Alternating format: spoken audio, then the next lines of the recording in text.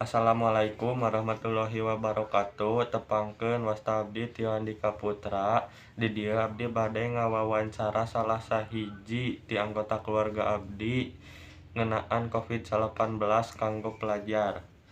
Yah nu kahiji naon nu dimaksud COVID-19 teh? COVID-19 teh nyaeta salah sahiji virus atanapi panyawat anu diwaktos dongkapna ti tahun 2018 tur dugi danget ayeuna masih kene aya. Nu kadua naon dampak COVID-19 teh ka pelajar-pelajar di Indonesia?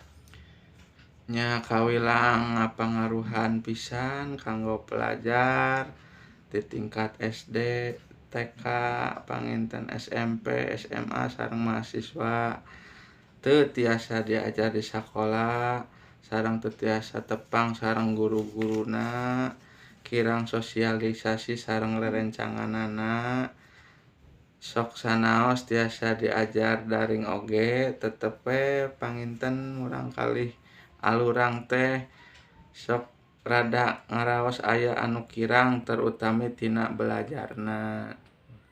Nu katilu naon kakurangan ti diajar daring?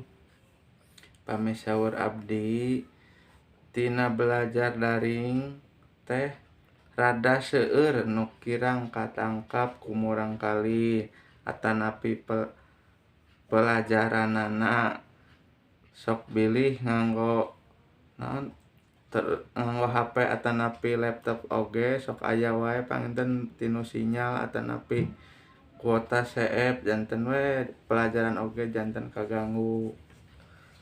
Nu kaopat pesan kanggo warga-warga di Indonesia. Nya saur simkuring mah ayeuna kedah taat tumut ka pamarentah.